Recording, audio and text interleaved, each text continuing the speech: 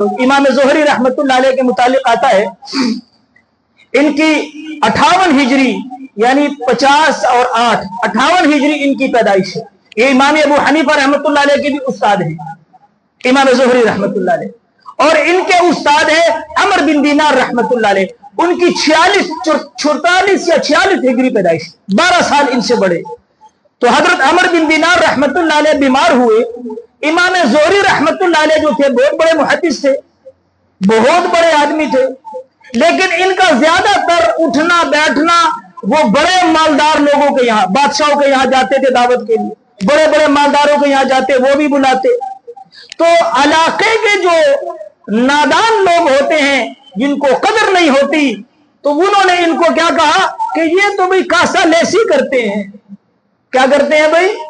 کاسا laissez یعنی تالی چٹنا, اعوذ باللہ من ذالک. لیکن یہ بات پہنچی عمر بن دینار رحمت اللہ علیہ تک. استاد تھے, استاد کو پتا تھا کہ شاگرد کیا ہوتا ہے. ہمیں تو پتا ہے, طالب علم کو بھی پتا ہونا چاہیے کہ استاد کیا چیز ہے.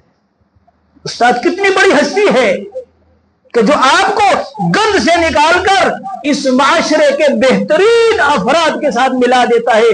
یہ خدمت استاد کرتا ہے, یہ باپ نہیں ہے. اس کا مقام باپ کے مقام تک نہیں پہنچ سکتا. اس کا مقام تو نص قطعی سے ثابت ہے, اس کا مقام تو حدیث سے ثابت ہے.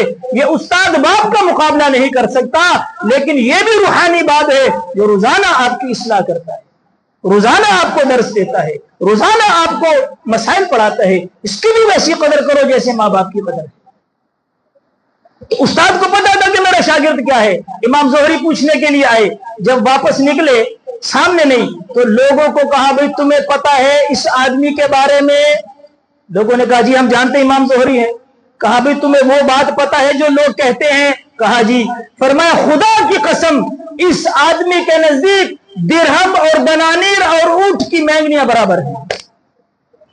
جس کو تم تالی چٹ کہتے ہو اس کے نزدیک تو اونٹ کی مینگنی اور درہم دنانیر برابر ہیں. یہ کیسے کاسا لیسی کر سکتا ہے؟ تو ایسی وہ صحابی اور یہ تابعی اسی طرح چلتے چلے آؤ جن لوگوں نے اپنے دل کے اندر اللہ کی محبت کو اتارا, اللہ کے خوف کو اتارا, اللہ نے ان کو پروان چڑھایا, عزتیں دی,